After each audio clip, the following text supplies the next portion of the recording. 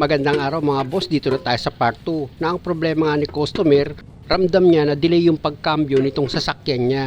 Kumbaga mga boss, mahaba yung takbo ng first gear niya bago siya mag-shift kasi automatic itong sasakyan. Bali, ang ginawa ko nga dyan mga boss, tinanggal ko itong oil pan, tapos ito ang filter niya, masyado na siyang madumi kaya pinapalitan ko na yan kay customer, pati itong gasket kasama yan. At ito na mga boss, kung makikita nyo, ilalapat ko na itong oil pan dito sa transmission. At pag okay na yung pagkakalapat itong oil pan, pwede mo na lagyan yan ng bolt. And mga boss, number 8 yung bolt na yan na inilagay ko. Tapos sunod mo dito sa kabilang side niya. Pakapitan mo na rin yan ng isang bolt na number 8. Pag okay na, ilapit ko muna itong camera mga boss para makita nyo kung paano kinakabitan ng mga bolt itong oil pan niya. Ayan o, yung pangalawang bolt na nilagay ko, ay pangatlo pala, ito naman yung pang-apat na bolt na ilalagay ko. Tapos ito naman yung pang-limang bolt na ilalagay ko. Siguraduhin nyo lang mga boss na yung pagkakalagay nyo ng mga bolt dito sa oil pan nyo, maayos siya. Huwag yung palustrade. Kasi malaking problema yan kapag nalustrade nyo yung pagkabit ng bolt dito sa transmission nyo. Hindi pwede yung sasabihin nyo na okay na yan, nahigpitan naman eh. Nako, tutulot-tutulo yan mga boss. Kaya nga kung makikita nyo, pinapakiramdaman ko talaga yung pagkabit ng mga bolt dito sa oil pan nya. Papunta nga dito sa transmission.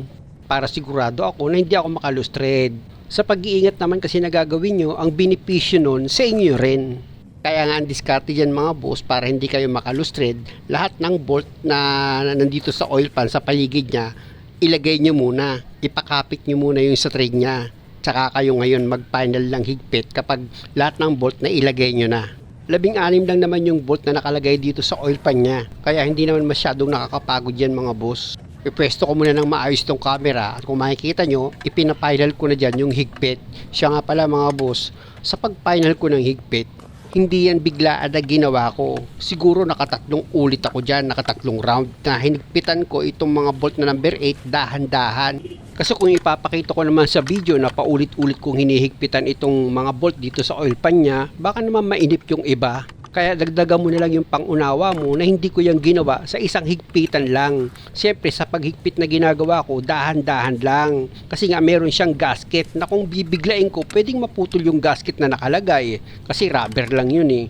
Kaya malaking bagay mga boss na pakinggan nyo yung sinasabi ko na hindi ko yan higpitan ng mabilisan. Kung hindi, inigpitan ko yan ng dahan-dahan tapos 3 beses ko yung inikutan para sigurado ako na yung pagkakahigpit ko dito sa bolt ng oil pan maayos at pantay. Siguro naman kung matalino ka sa panonood lang, naintindihan mo na itong ginagawa ko.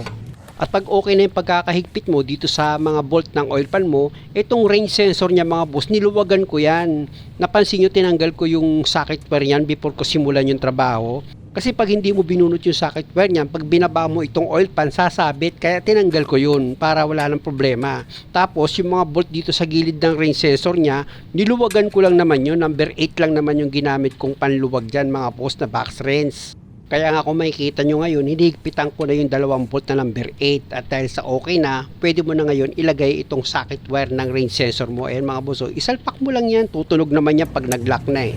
Tapos dito naman sa kabilang dulo mga boss, gumamit ako dyan ng socket wrench na number 10 para itong kable ng range sensor niya mahigpitan ko. Medyo masikip yung position dyan pero kayang-kaya nyo yan. At kung sa palagay nyo lahat ng tornilyo dito sa oil pan na higpitan nyo na ng maayos, huwag nyo kalimutang mag-check up. Ayan ang pinakamahalaga kasi pwedeng sa dami ng bolt na yan meron kayong nakaligtaan na isa. Kaya yung pinaka the best, check upin nyo siya ng maigi para sa bandang huli, wala kayong maging problema. Ganun lang naman ang pagtatrabaho mga boss. Unang-una, madali naman mag-check up. Ayan, sisipatin mo lang naman bawat isa nitong bolt na nakalagay dito sa oil pan. Hindi naman masyadong big deal yun kung ganun lang ang gagawin mo. At kung sa palagay mo, wala kang nakaligtaan at lahat naman ng bolt kompleto tapos nahigpitan mo siya ng maayos. Siyempre naman mga bossing, pwede na tayo magsali ng ATF. Sa pagsali ng ATF mga boss, tanggalin mo dito sa leveling gauge yung screw. Gagamit ka ng flower type na Allen wrench. Ayan mga boss, yung tinanggal ko. Maliit lang yun eh. Yan. At dahil sa wala akong pump or machine para magsalin ng fluid, gumamit lang ako dyan ng fluid extractor mga boss. Kumbaga kung makikita nyo yung parang malaking shirin, ganun na ganun ang itsura niya.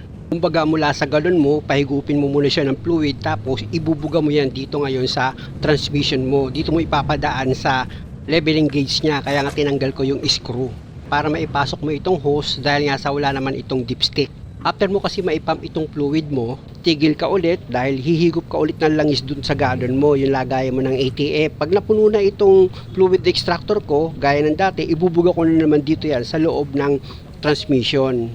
Nakita nyo naman siguro itong oil pan niya, nung lagay ko yan, wala yung lamang langis. Kaya ang mangyayari, bago ko start itong makina, lalagyan ko muna ng langis itong loob ng transmission niya. Kaya nga kung makikita nyo, nagsasalin na ako. Paano nyo naman malalaman kung tama na yung ATF na isinalin nyo dito sa transmission bago nyo pa start itong makina? Ipakita ko muna itong fluid extractor ko mga boss. Ayan siya oh, ayan, ganyan sa kalaki. Bali 500 ml ang laman yan. Ayan oh, ayan, ganyan sa kalaki. Pasensya na kayo mga boss, hindi ko napansin yung camera, umangat pala. Dahil sa wala ng laman yan mga boss, itong fluid extractor, lumabas ulit ako dito sa ilalim ng sasakyan ni customer, tapos humigop na naman ako ng ATF sa galon niya. Ayan mga boss, kung makikita nyo, nagsasalin na ulit ako. Pasensya na kayo ha, pinapass forward ko itong video kasi kung hindi, maiinip kayo. Kasi sa pag-inject ko pa lang ng fluid dito sa transmission mga boss, matigas din yan kapag itinutulak ko itong pump niya pag nagsasalin ako ng fluid dito sa transmission. Bali kulang 4 liters na yung naisasalin ko mga boss, at napansin ko medyo may tumutulo na fluid dito sa oil pan niya. Kaya kinuha ko na yung screw niya at inabang ko na yan para pag hugot ko nitong hose at tumulo na siya ng marami mga boss, ilalagay ko na itong screw niya para hindi na tuluyang matapon pa yung ibang fluid. Ayan, kita nyo no? Nang hinugot ko na itong hose, bumulwak na yung fluid, kaya nilagay ko na yung screw niyan. Tapos gamit yung flower type mga boss, yung Allen wrench, ayan, hihigpitan ko muna itong screw niya dito sa leveling gauge or drain plug. Pag okay na, pupunasan ko yan. Tapos labas muna ako dito sa ilalim ng sasakyan ni customer dahil nga sa ipa-start ko muna itong makina. Medyo painitan ko muna yan bago i-final yung pagsalin ng ATF. Punta ako ngayon dito sa driver side niya. Papasok ako dito sa loob mga boss dahil nga sa pa-start ko itong makina. Ito pa problema ko yung susi nito putol yan Kaya kung makikita nyo, dadahan-dahanin ko yan sa pag-start. Kasi nga, putol itong susi niya.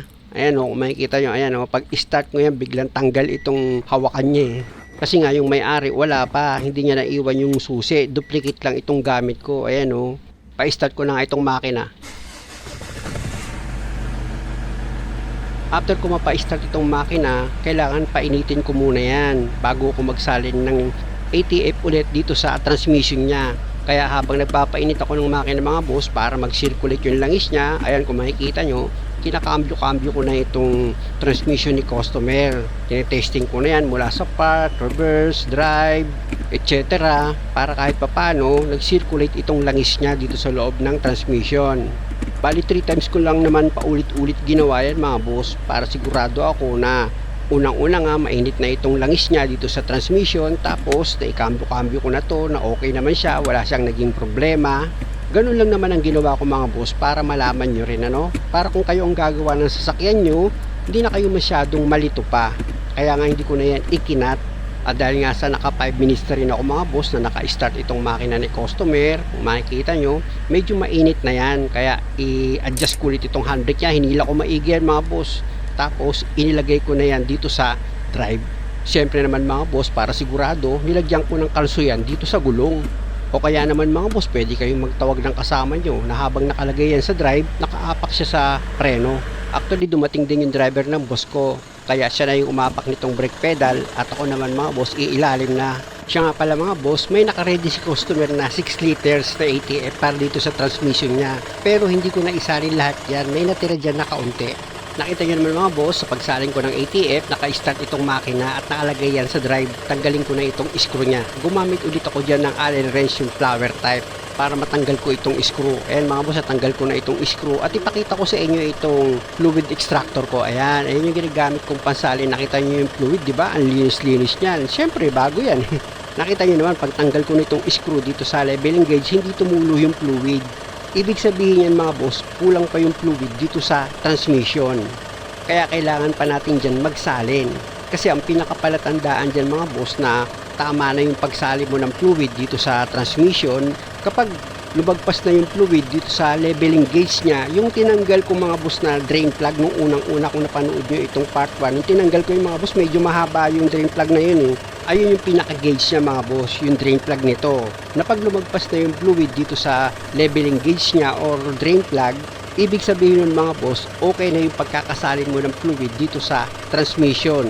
Mapapansin nyo naman yun mga boss kapag yung tumutulo na fluid dito sa transmission nyo, dire-diretso na siya, ibig sabihin nun sobra na yung pagkakasalin nyo. Pero kapag yung pagtulo niya paputol-putol, tapos biglang tumigil, ibig sabihin nun mga boss, kulang pa, kailangan mo pa magsalin. Pero pag ganito na mga boss, pagtanggal mo ng hose, tuloy-tuloy na yung pagtapo ng fluid, tapos marami na siya, hindi na siya putol-putol or dire-diretso na yung pagtulo ng ATF niya dito sa transmission, ibig sabihin yan, okay na yung pagkakasalin mo ng fluid. Pero dahil sa marami pa, bawasan mo pa yan mga boss. Pero pag ganito mga boss, yung pagtulo ng fluid tapos medyo nagpuputol-putol na yan, pwede mo nang ilagay itong screw niya dito sa leveling gauge. Ayan o, kung makikita nyo, tinakpan ko na yan. Ibig kong sabihin, inilagay ko na itong screw niya, ipinakapit ko na yan sa thread niya, tapos gumamit kayo dyan ng flower type wrench para maipanal nyo na yung higpit. Ayan mga boss, kung makikita nyo, hinigpitan ko na yan. At dahil sa okay na ako dyan mga boss, labas ulit ako dito sa ilalim ng sasakyan ni customer, tapos balik ulit ako dito sa driver side para ma-check ko ulit na ikambyo itong sasakyan ni customer kung okay ba siya, wala ba siyang problema, ganun lang naman. Before kasi mga boss, pag ikinambyo ko itong sasakyan ni customer, wala kang mararamdaman na pumasok na siya sa reverse sa ginawa mong pagkambyo dito sa sasakyan, o kaya nilagay mo siya sa drive, hindi mo siya mararamdaman. Ngayon mga boss, nararamdaman ko pag ikinambyo ko, gumaganon yung sasakyan Actually, pag ganitong luma na nga yung sasakyan, mas mararamdaman mo na yung pagkambyo sa pag-road test na ginawa namin ni customer, talagang hindi ko masyadong maramdaman yung pagpasok ng reverse pati pagpasok ng drive Pero ngayon, nararamdaman ko na siya. Mas maganda nito, pag ni-road test namin, dun kami magkakaalamanan. Kaya lang dahil may isa pang request si customer, na ang isa niya pang problema, matigas ipihit itong manibela or pag nililiko mo siya, matigas. Pag ganyan mga boss, lalo na't wala naman sira ito sa pang-ilalim niya, tapos yung alignment dito sa harapan ng mga gulong ni customer, okay naman, wala namang problema. Pag ganyan, sa basic pa rin ako pupunta. At dahil nga sa mahaba itong video mga boss, pakiabangan na lang sa last part. Unang-una mga boss, sa pag-edit pa lang, pati voice over, inaabot na ako ng 6 na oras dyan, kaya pasensya muna kayo. Muli, maraming salamat sa panonood. Sana nakakuha kayo ng idea, at kung maaari, huwag nyo naman sanang kalimutang mag-subscribe sa channel ko. Maraming salamat.